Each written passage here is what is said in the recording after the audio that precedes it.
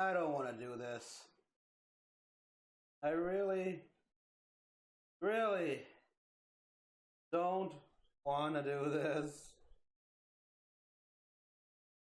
Oh, Death Battle, you are sadistic, vile bunch.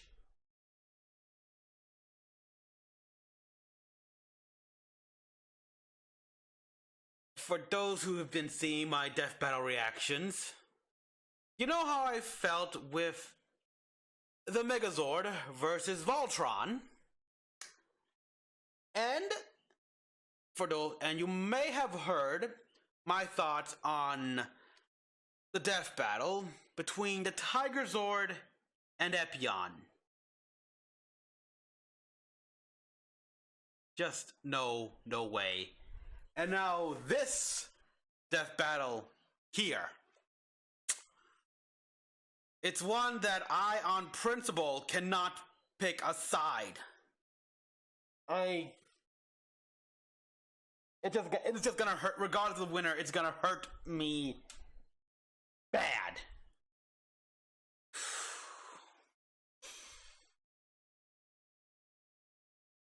If anything, I'm gonna be more curious about the analysis, specifically on the Gundam. Because Optimus Prime, he has a lot of continuity, a lot of multiverse interpretation. There's just so many versions of him that even I, with all the traveling I do, have not accounted for them all. So yeah, so it's very hard for me to keep track. The Gundam, on the other hand, consistent. It's just one timeline. Well, technically now two, if you count the origin, which they will because that's how they do things. But still, even the origin was pretty consistent in the timeline. The only difference was that the Gundam in the origin can be mounted with a special, like, grenade launcher in the shoulder-mounted grenade launcher and everything. And the beam rifle can be equipped with, like, an underbarrel quad missile launch system. So, yeah. Just watch this. Again, as you can tell, yeah, these guys are in for the fight as well.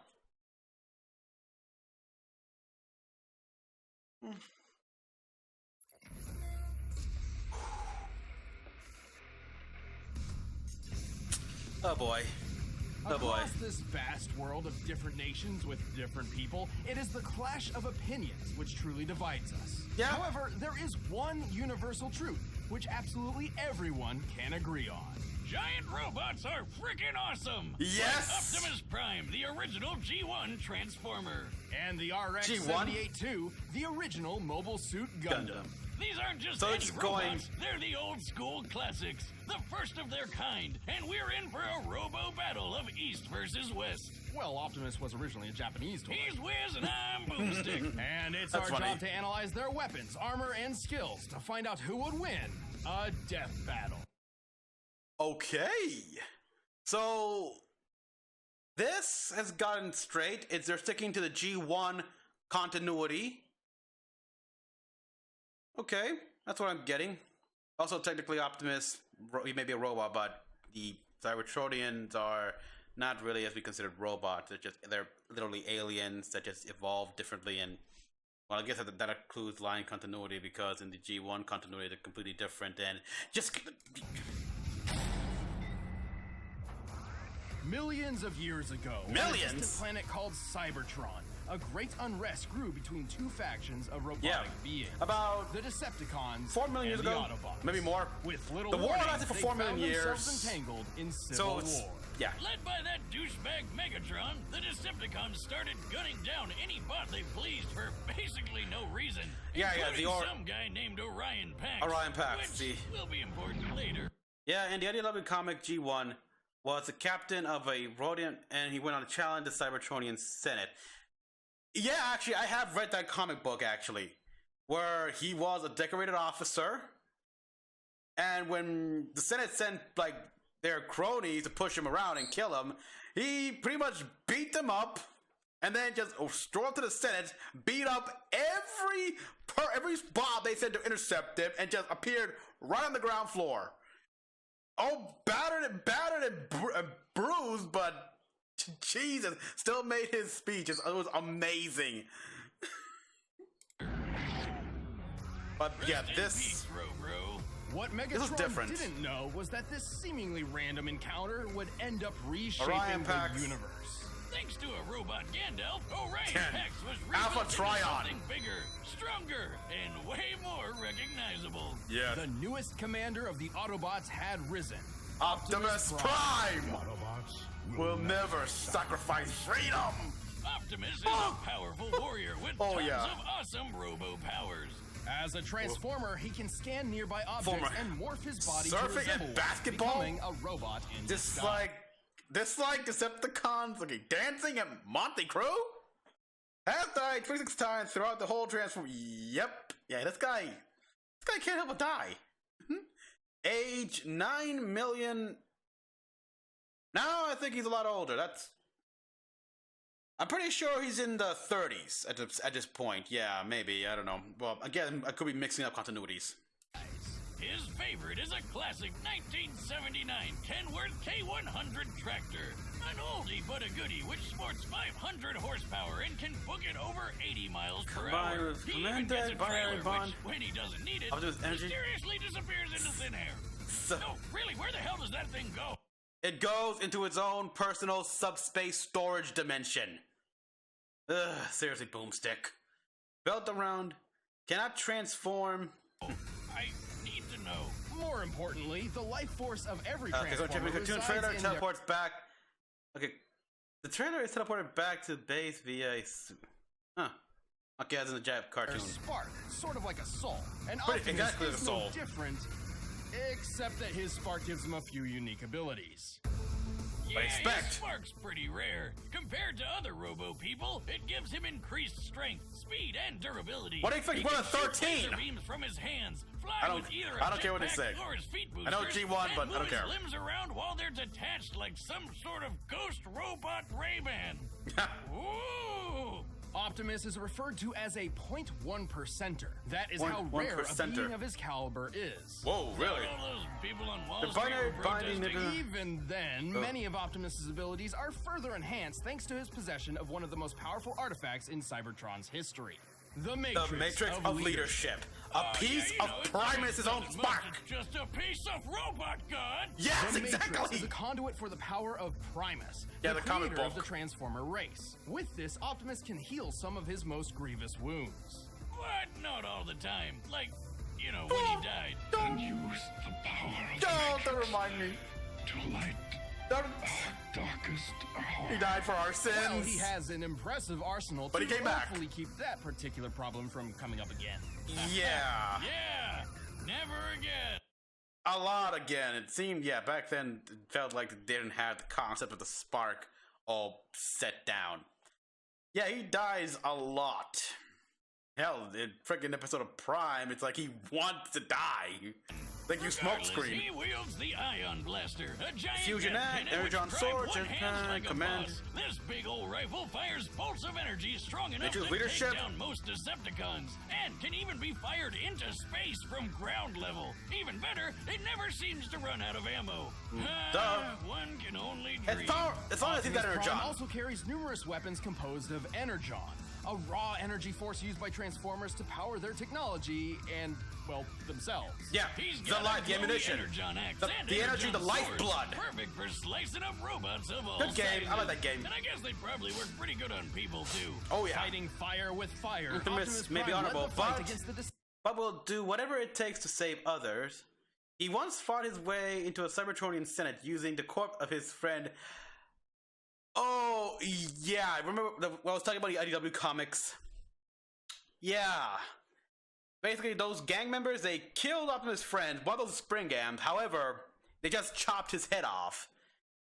So he tested a theory that it just, even though with the head only gone, the rest of the body was okay, and he turned turns Spring Gundam into a vehicle mode, which is essentially a motorcycle, and he used that to, wow. I think that's how I remember the comic going. Decepticons for several millennia. Eventually, 4 the war million even found years. its way to our own Earth. But we've got nothing to worry And then about with we left it there for another 4 million years. He's tanked blasts that would tear other bots apart, like when this mega refinery exploded. It could be seen from outer space. And I think, He's punched the ground. and for record people, Cybertron is said to be the size of Saturn, if I remember right. So hard, the trees around him freaking exploded. Child's play, Boomstick. He's strong enough to tip this large oil tanker, which, when compared to the real-life Sea-Wise giant, must weigh over 700,000 Look tons. at that. Oh, He's God. tossed a satellite into orbit and punched hard enough to crack Six Shot's chest plate. Who boasted that his armor was drawn from the compacted subatomic matter of a collapsed star. Just to let you know, such a star would have a density of over 300 billion tons per cubic inch. While great density doesn't necessarily beget great toughness, this still means Six Shot's armor was 500 billion times more dense than osmium, the most dense natural material on Earth. Shit. You're the most dense natural material on Earth. What'd you say? And our robo-commander wrecked it. He's fast enough to catch up to this Decepticon space shuttle in just 23 seconds. Given the size of the Earth here and the angle of ascent, we can determine he's moving around 125,000 miles per hour. He's also a talented leader, capable of commanding 1,000 The Omniglow simply... Okay, again, bring me battles that. at the same time For via the Optimus. Like Skynet, but in a giant disco ball. He's used Okay. that crazy strength of Let's his to punch through Megatron, who... Yeah, okay, lifted the... So I'm sorry I got paused every time, people, because I gotta break this down one by one. Shot a ship in space from ground level, dodged shots from the fusion cannon. Megatron survived an exploding mega refinery, moved on to withstood a wormhole collapsing upon him. Probably the space bridge, I don't know. And a few Devastator, Galvatron, and Unicron. What do you expect from a Prime? once tanked an explosion big enough to knock Cybertron out of orbit. And thanks to the weird robo-magic of the Matrix, he's even defeated Unicorn. Unicron! Who's basically a giant robot Satan who eats planets. He's the god of This guy's chaos and destruction and the Not undead. necessarily. Optimus is certainly powerful, but after all is said and done, he has one major weakness. To violate that law would destroy our honor. He's just too nice. Yeah, he's kind of all about the whole honor and fair fighting thing, which kind of screwed him over more than once, and even gotten him killed multiple times. Plus, he But killed himself once just because he Broke accidentally his own rules broke and the rules in a sacrificing freaking game. NBC to defeat Megatron, virtual reality. Yeah, But Oh. when his back is to the wall and all hell's breaking loose, he'll fight to the end. Although, riding the he has eye a of the breaking storm. point. He has a breaking point, One people, shall so stand, one shall fall. Okay, now here's something I can In easily the year break down. 2179, humanity has embraced the stars. well, mostly. Right. After a somewhat united humanity expanded across the solar system, the ideologies between those on Earth and those in space began to drift apart. Yep. A new Space-noid republic, the Principality of Zeon, arose to challenge the Earth Federation. Space Noid? That like the Domino's pizza mascot, but in space? No. More like space Nazis. Pretty much. I mean, the space noids were basically it's a racial slur, basically, to differentiate those born in space. But yeah, what do you expect? You moved 9 billion people into space, including the moon, like into moon and orbiting colonies, while the 2 billion on Earth think they can just lord over them like kings and all that shit. Inside 3 here, the I furnace. guess it's no surprise that they started a war. By And gas. building a populated space colony and dropping the whole Operation thing on the planet. British. Man, that's messed up. Yeah. But that's just how it started. We're Sydney. the real star of the And the fucked up shit was Sydney wasn't even their target. They're trying to go for Africa. show. Some smart guys put their heads together and came up with the coolest thing they could think of. Giant fighting robots. These were mobile suits, and one of Earth's nuttier engineers had developed a suit which would put all others Nutty. to shame. Yeah, he is This nuttier. was the RX-78-2, otherwise known as The Gundam. There have been lots of Currently, there are over 400 different Gundam models across the 100 different television, film, manga, novels, and video games released, and they keep growing, especially in the frickin' One-Year War. mobile suits named Gundam, but this was the original granddaddy of them all. Yes. This experimental mobile suit was hidden on a remote colony, but it was before like its maiden Gundarium, voyage got that right, thank you. White Base could begin, it was caught in a surprise As far Zeon attack. add-on With G-Armor and just core two block Zaku system. suits, the space Nazis wiped out almost all of the White Base's military crew. Okay, one correction there. Add-on, the core block system, that's not an add-on. That was there from the beginning. So, yeah. The only people left to save these secret projects were civilians who had no idea these things even existed. Among those who rose up, Yeah, was there's a young Side boy 7, named a Amuro neutral Ray. colony. Brilliant, albeit standoffish. Age 29. Amuro was Age 29, that's by Char's counterattack. Okay, so correction, for those of you wondering and don't know about Gundam, by this point, he's 16 years old. Not 29. Yeah, the nickname White Devil, White Unicorn, other mobile suits. Yeah, these are machines he got along the way after the war. actually the son of the Gundam's chief engineer, and had already stumbled upon the mech's coded blueprints. Yep. So he grabbed the owner's manual, jumped in the Gundam, Yeah. and flew into the fight. Damn, not too shabby for going off just the manual. Yeah, Amuro exactly. quickly adapted to his complex controls thanks to Piloting the RX-78-2 is extremely complex, using a mix of levers, buttons, and pedals to command individual joints. The learning computer helps inexperienced pilots adapt, though even that is a difficult task. Yeah. The only reason why Amuro was able to last this long and wasn't even killed by these two Zakus you see here is because that thing could just take a beating. It could just take a beating. Their machine gun they're holding right now wouldn't even scratch the paint on this thing, let alone pierce the armor. to its learning computer. And those are Designed so the Gundam itself 120 can learn its pilot's millimeter limitations and millimeter compass. machine Its guns. body is made of a super durable Luna titanium alloy called Gundarium.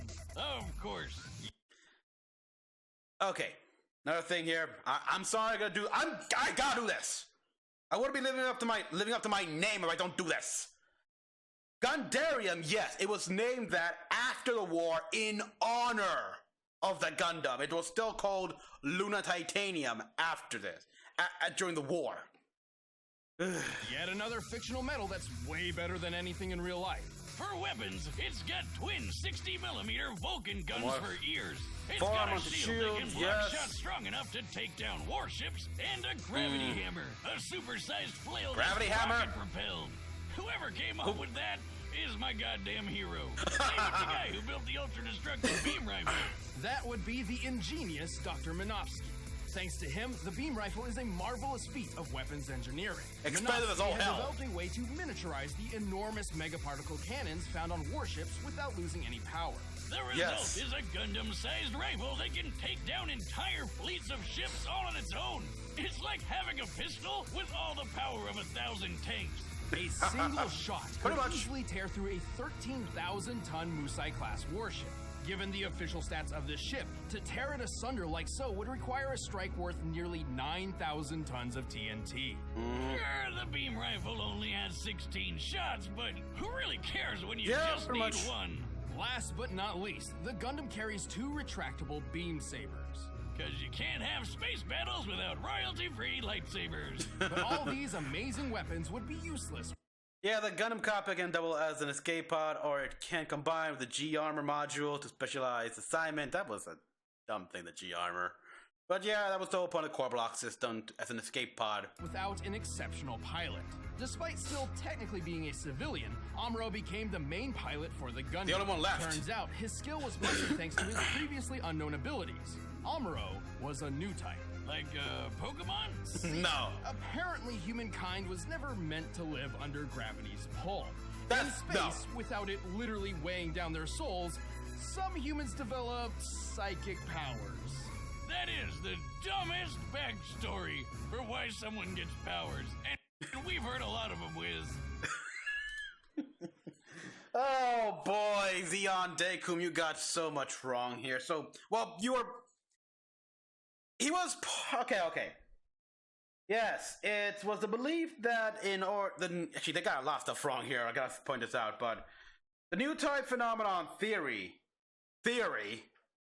was that by going into space, humans would move on to the next step in their evolution, thus becoming a new type of human, thus the coin new type. However, that's not right. Well, that is just not entirely accurate at all. While going to space would indeed boost the chance of that happening, like progressive evolution, help evolution along, it would still happen even if you were on Earth. Because Amuro, guess what? Amuro here was born on Earth. Yes, he went into space at the age of 7. But many new types were actually from Earth here, so yeah, that's just a philosophy that Zeon Daiku made to sort of empower, give the people of space hope that they're important, something like that, because they were living in a very depressed state, you could say, morally or psychologically, take your pick, but. Yeah, boy, yeah, these powers basically include empathy and stuff like that. You can actually feel emotion and everything. They go a little dramatic here, it's impossible to tell what is real, what's not. What's fact, and what's just what what person experienced thinks it is like. It's complicated. So what, he can read minds or something? Close! Sort of. Close. These powers and their capabilities have little definition, Telepathy, often differing between different people. Telekinesis, Most new types mental can pressure instantly can increase understand beam each other saber upon contact, even drawing kinship between sworn enemies. Amuro's abilities in That one before I think consult Dr. Minovsky. Really? particular grant him something akin to precognition. He can predict exactly what will happen on the battlefield and where his enemies will be, and can capitalize on it if he reacts fast enough. Yep. How could he? With Amuro's new type powers, actually could shoot down targets too small and fast for eyes or military scanners to pick up, suggesting that high hypersonic reckoning speeds when compared to lesser mobile suits. Well, yeah, eventually it got to the point where Amuro's new types made his reflexes so incredibly fast that a Gundam was literally slowing him down. Possibly predict I'd attack from the other side. He shot down targets too fast for the eye to see. Through a And seven navigated Gulf, his friends through a outspeed Char's collapsing legendary fortress. suit. Outspeeded Char's legendary suits. Survived an exploding asteroid. Oh, yeah, that's Axis. He was able to escape on the core fighter before it blew up, so I think that was... that's nothing big. Withstood magnetic field? Survived the Zaku's nuclear reactor detonation? He was in a Gundam. Obliterated Musai warship in one shot? Easy peasy. Those things were not really meant to take a hit much. Shot down an hypersonic bits, defeated Char, Amuro, Lala, and the Black Tri-Stars, as well as Makuve. No casualties. By the end of the war, his own reflexes were pushing the limits of the Gundam itself. Exactly. A magnetic coating was added to the Gundam to compensate, reducing the suit's friction and increasing its speed by 27%. Over 14 years of military service, Federation Amuro moved became out from a active duty legendary about 7 years, and pilot. He this even how learned affected how his to use these super fast funnel guns with his psycho. With Amuro, while Amuro has shown the ability to psychokinetically control funnels and bits, these are not part of their activity, though. No, and that is not how it works. It's a... Oh god, I can go into freaking detail on how you're skewing the facts here, Death Battle. I'm sorry. You can't pull the wool over my eyes. Oh boy, it's the psychic communicator where they literally amplify the brainwave signals into radio wave levels, and special machines can pick them up, translate that to machine code, and Oh, what's the powers? Speaking of speed, the Gundam is comparable to the Red Zaku piloted by Amuro's rival Char. Okay, this is another thing I gotta point. I'm pausing a lot. People are gonna hate this. I don't care. I gotta point this out here. The Red Zaku, nothing spectacular at all. The only thing this is a Zaku command type. These things, they have 3 times the output. Their output generate 30%, 30% higher than the average. They're overtuned that much, meaning they got 3 times the performance. That's for every command type Zaku. They're given to aces, and these aces tend to customize the Zakus to their colors. That's what Char Zaku is. It's just red, which looks stylish as hell. Other than that, it's no different than any other type, than any other command type Zaku. Which is 3 times faster than the standard green model. During the first large-scale battle with mobile suits, a Zaku flew through the battlefield in 7 seconds. By comparing the 1,072-foot-long Magellan-class starships in the distance, we can tell the Zaku flew over 7 miles. That's a Musai! This puts the standard Zaku's top speed... What the hell? That was a Musai because that was a Zeon's line, you idiots! Just under Mach 5. When tripled to compare to Char, this means the Gundam can move at least 11,000 miles per hour. Oh, yeah. 15 times the speed of sound. Highballing it with Amuro's Newtype powers and magnetic coating, it's possible the Gundam can move as fast as Mach 25. Whoa. Okay. They only apply the magnetic coating to improve reflexes. They didn't really improve thrust capabilities. Just saying.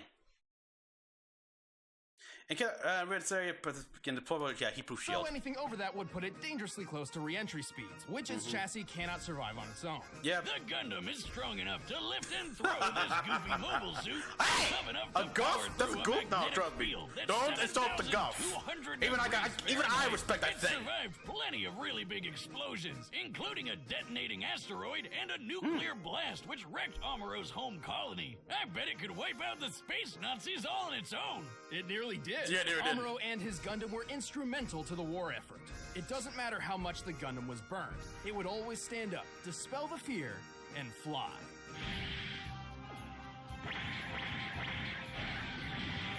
One machine with the power of 1,000.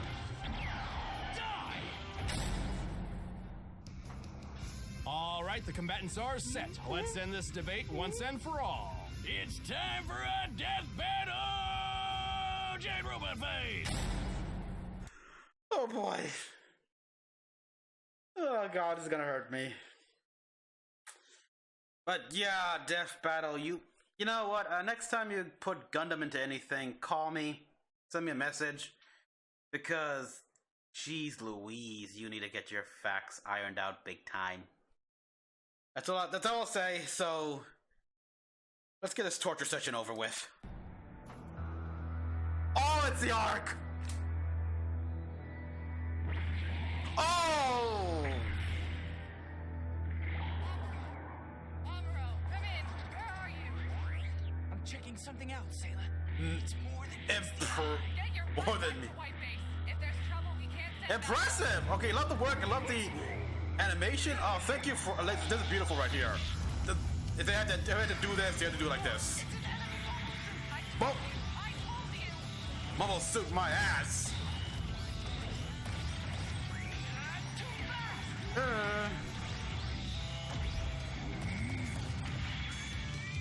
you are. Oh wow, nice song.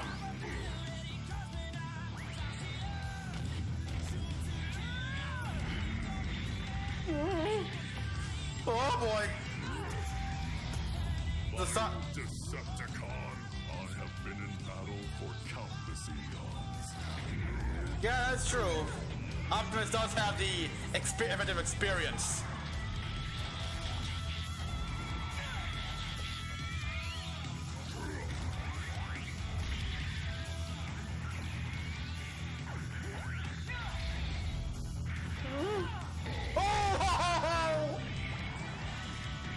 Not today.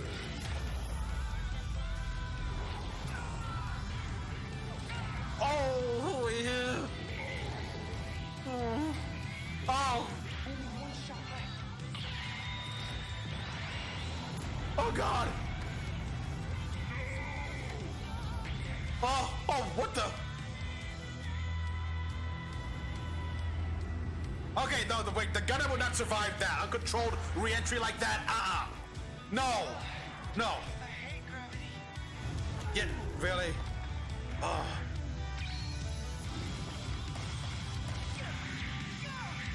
Okay, the Gundam. Oh no! Oh! Oh! Oh! It hurts! Oh! Oh! Oh! Oh my God!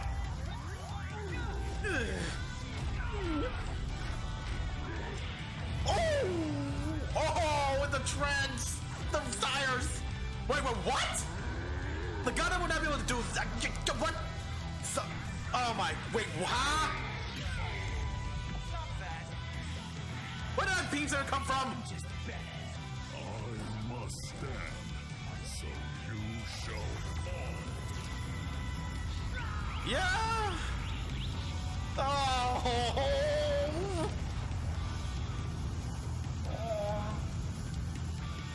Oh God.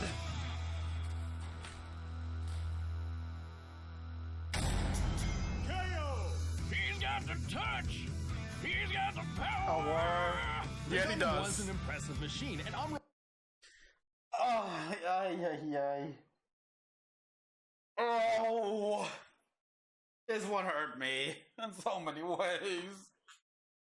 All right, well, he was technically, before his mysterious demise, almost spent in isolation under house arrest. Yes, exactly. But he was still damn good. was a skilled pilot, but Optimus's millions of years of battle experience completely overshadowed Amuro's 14. Also, we already know that Optimus was over 6 times faster and 9,000 times stronger. Oh, yeah. Holy hell! Who knew Optimus was so freaking buff? But the Gundam held plenty Man. of its own advantages. With Amuro's super future sense powers, he could keep up with Optimus's speed. And with the Gundam's firepower, who cares how much it could lift? Unfortunately, the Gundam's limited ammunition meant this couldn't last. And even then, Optimus could certainly survive a shot from the beam rifle. Remember that refinery explosion Optimus survived? Yeah. The one you could see from outer space? Yeah. This blast left an enormous gash on the planet Cybertron. To measure the power of this explosion, we needed to compare it to the curve of the planet. Now, Cybertron's size is pretty inconsistent throughout G1 Transformers history, but even when using the alternating sizes between the cartoon and the comics, the blast is far more destructive than the beam rifle in both cases. And Optimus just walked right out of that bitch. And this isn't some weird outlier just out of the comics either. In the cartoon, Megatron survived a blast that pushed Cybertron out of orbit. This And survived he's that. pretty comparable to Optimus. Yeah, To pretty be much. fair, the Gundam boasted some impressive durability feats too.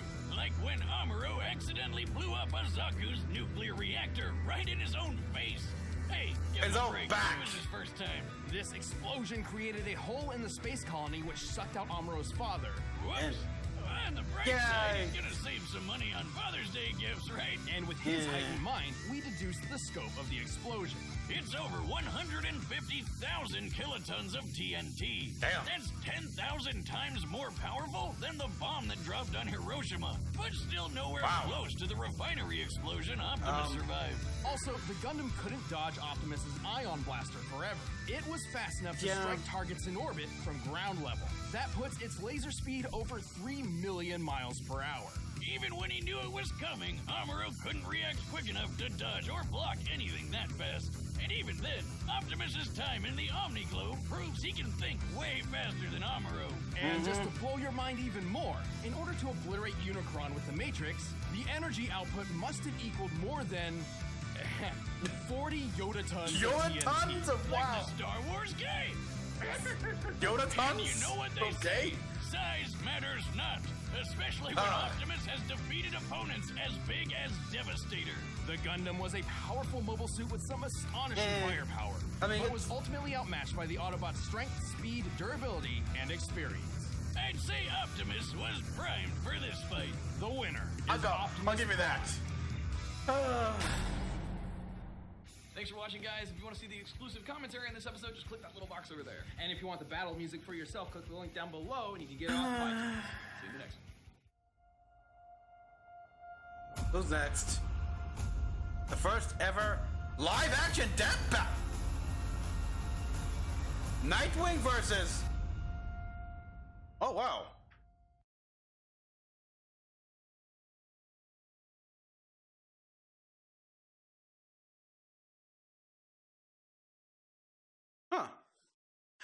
Huh. you know what? One of the questions asked in my video about my the Q&A after my 3,000 subscriber hit was, what do you think will be in the 100th episode of Death Battle?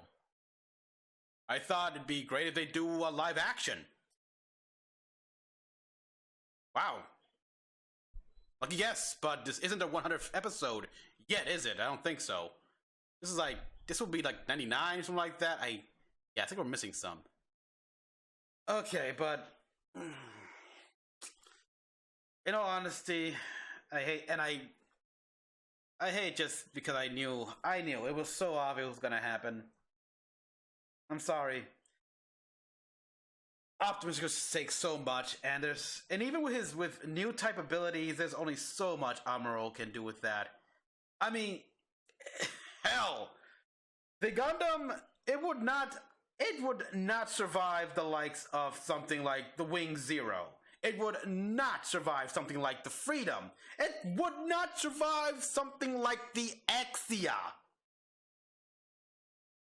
It was great for its time. It was still even after the war, as Zeon caught up with technology wise, it was still a match. But yeah, But after the end of the war, it was really showing its age. Frankly, I'm surprised. I hate to say it, but I am actually surprised it held out that well. And some of the things it did when it got on Earth was just ridiculous. It did backflips. No, the Gundam can't do backflips like that. And also, it entered the Earth's atmosphere in an uncontrollable fashion. That would have destroyed it. That's proven canon. That if it was entered like that, it would destroy it. How it entered atmosphere, it literally had to put its shield in front of it to dispense the heat. Procedure and everything. But that, yeah. And that whole bit about, I hate gravity. It's like, really, dude? I think they established firmly in the Conquista in G what would happen if humans spend too much time outside of gravity. In fact, people, if anything, the Conquista in G disproved the whole theory of frickin' Zeon Daekum, new type phenomenon. Boom. Sorry. And I gotta say, where did Amuro pull out that third beam saber they used to stab Prime in the arm? It looked like it came like something out of freaking Assassin's Creed. He literally pulled it out of the metaphorical sleeve. The Gundam doesn't have that. It can't. I gotta look back at that battle, but either way, yeah. That hurt. That just hurt to watch.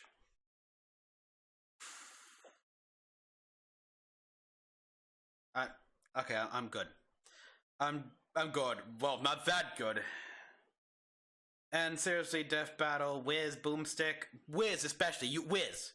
If you want someone to cross-reference what you wrote and your information on anything Gundam related, call me, or you know what, there's a bunch of other Gundam-centric channels I can probably point you to.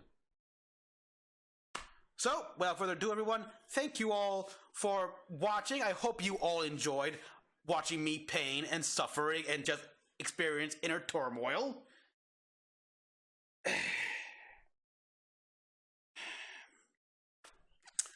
As always, comment down below what you all thought.